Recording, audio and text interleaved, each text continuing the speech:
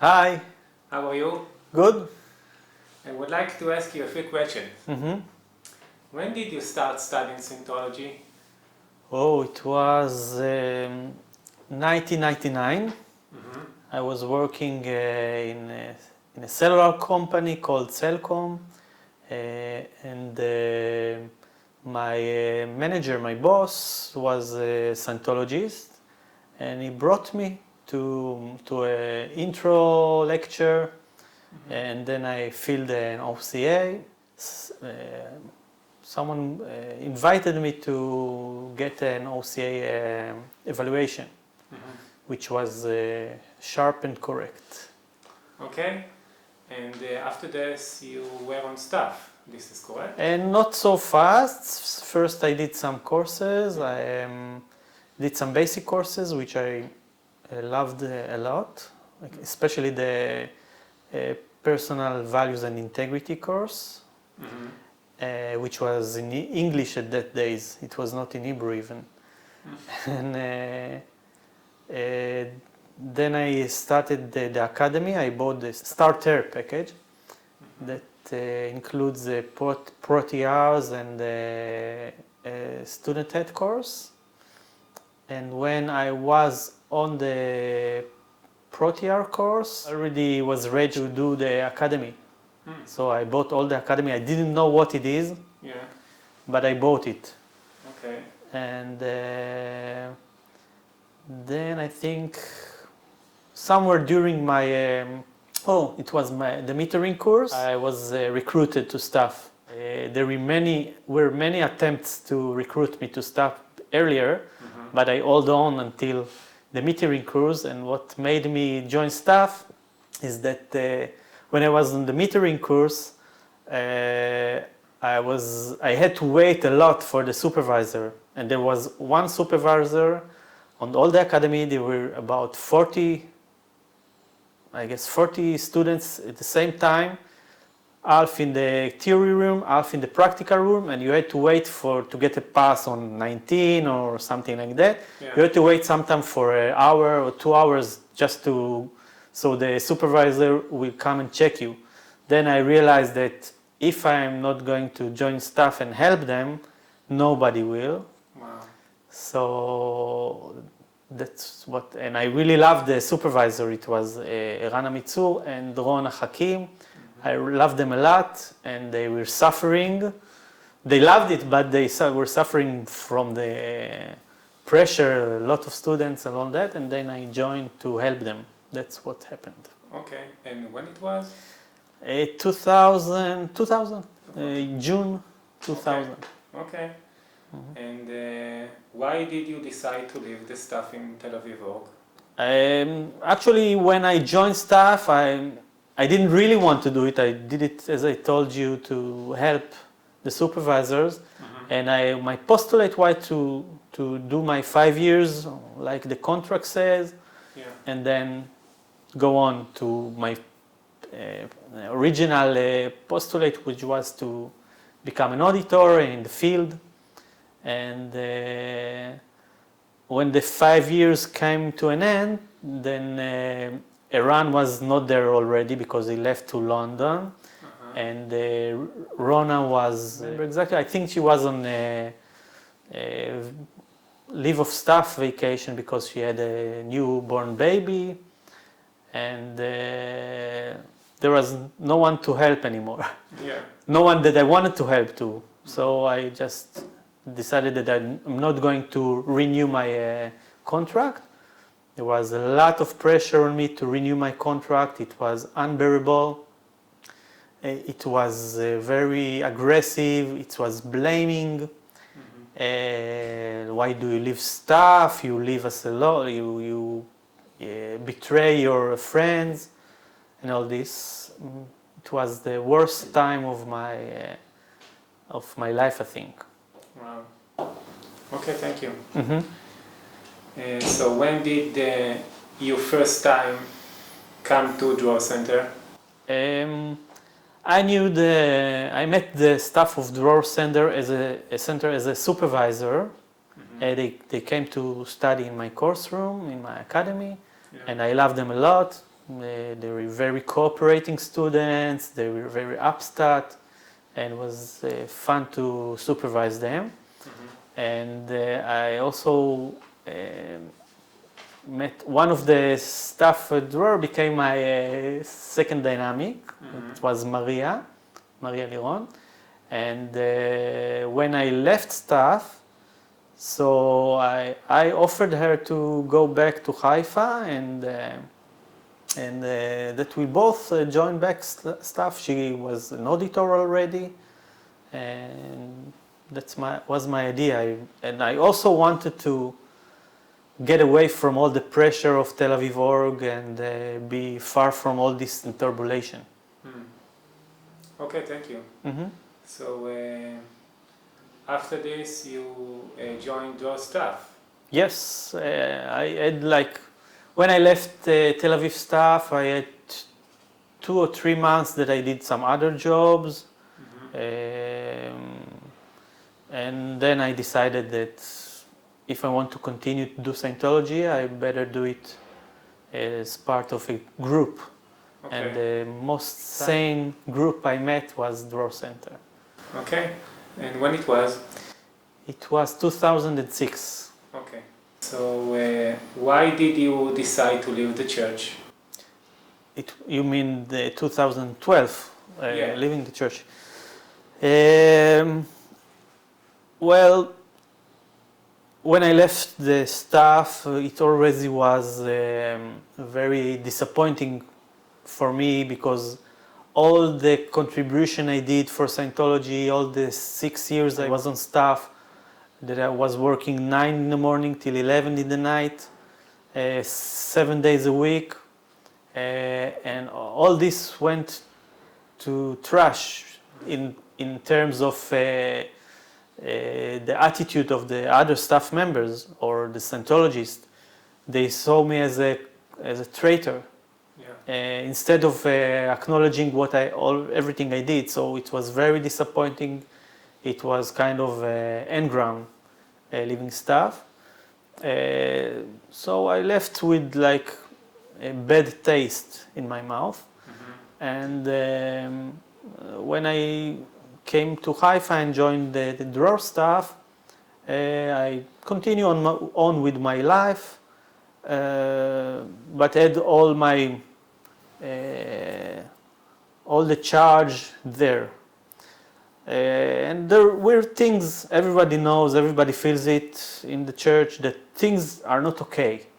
Yeah. But we justify it maybe it's not that everything's not okay. There are some people that are not okay, some others are great people, it's true.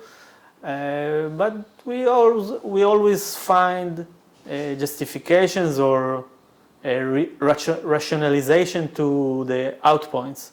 And then in January 2012, I received somehow the letter of Debbie Cook, where she writes down everything that was, not everything, but the key points that were out, that everyone did agree to, and she made references to LRH, and everything was like a right indication for me. So at that point, I started reading other things, other people who left the church and wrote all the outpoints and the references that they violate. And I made a lot of reading, a lot of research.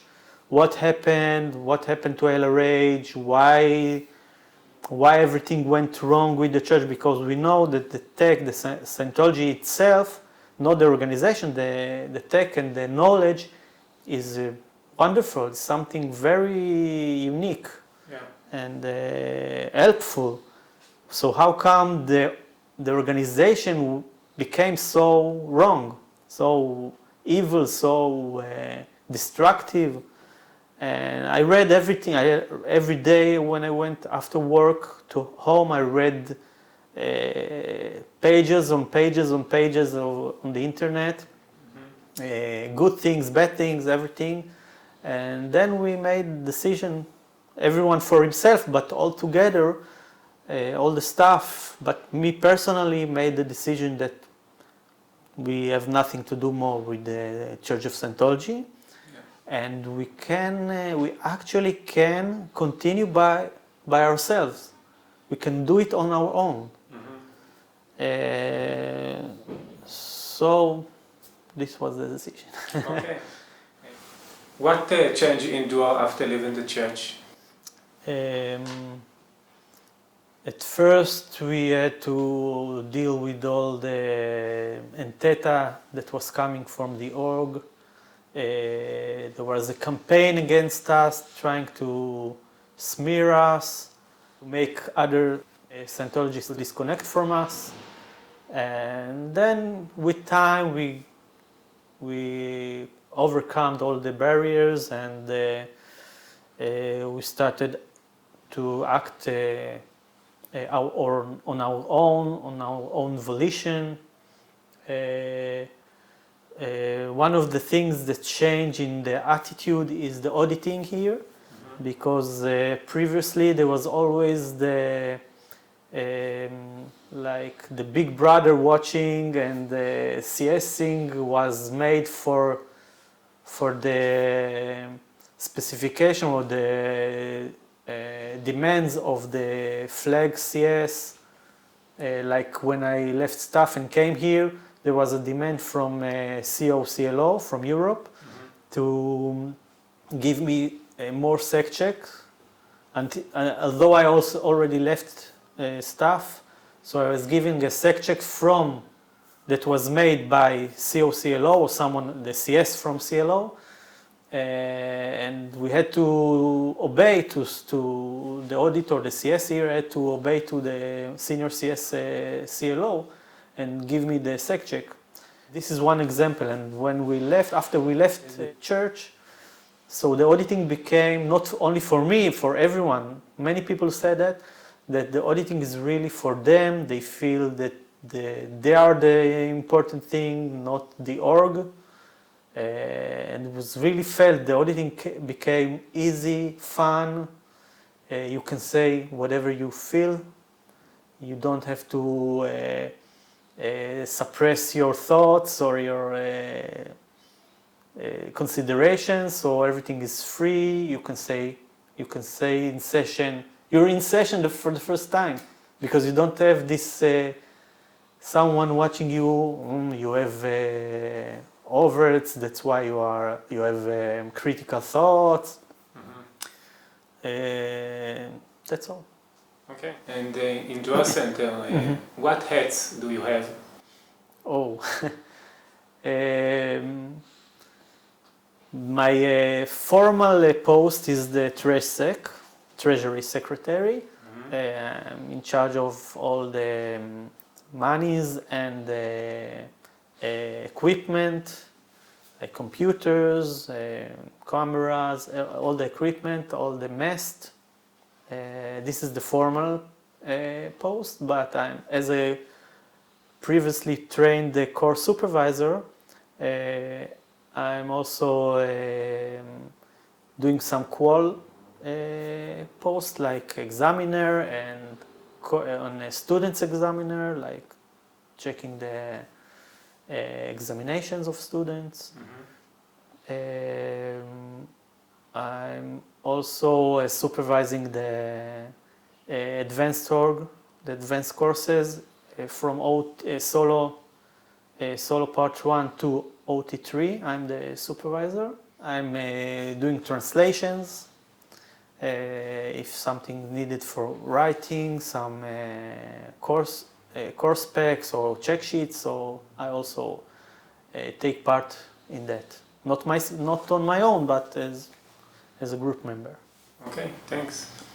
So, as a course supervisor, saw any differences with the academy when you was in the church or here in Duo Center? Yeah, it was always different here from the church because there was the same, like in the church there is also always the pressure to make completions. Come on, where's the completion? Where are the completions? So you had to push, like stat push. And here just supervise. The courses are done for the students, so they really advanced. We don't have to complete them until Thursday at 2 o'clock. If it's Thursday 3 o'clock, it's good. Not less than Thursday 1:55. Yeah. So this not this. There is no pressure, no rush. Just having fun. Okay. What training and auditing did you do so far? In Dror, Yeah. when I came here was grade 0 completion. I was in the middle of grade 1, so I completed from middle grade 1 until now I'm on audited notes. Okay. So any wins you want to share with us from doing the OT levels in Dror Center? Yes, there's you get support from the CS and the auditor. It's a personal thing. It's you just get help from a friend, and yeah, you can free. If I had some troubles and I had some consideration about these levels, I could communicate freely. Without being sent to ethics or something like that. And auditing itself was fun. I got many abilities as an OT, as a Thetan. I'm much more powerful. I'm not shaken by any suppression or something like that. I feel stable. I hold my space, my point is space. Also, the OT levels here are really LRH. It's you get the handwritten materials, and for example, OT2 is not quickied. We do it here for usually it takes several months. Same with OT3. Everything is done standardly according to LRH. Yeah. Okay. So is there something else you would like to say to our viewers? I think I'm not objective because I'm part of staff here, but I know that any person, any public, any customer or public that comes here feels immediately the warmth, the friendliness, the service orientation. So anybody is welcome here. Great. Thank you for the interview. You're welcome.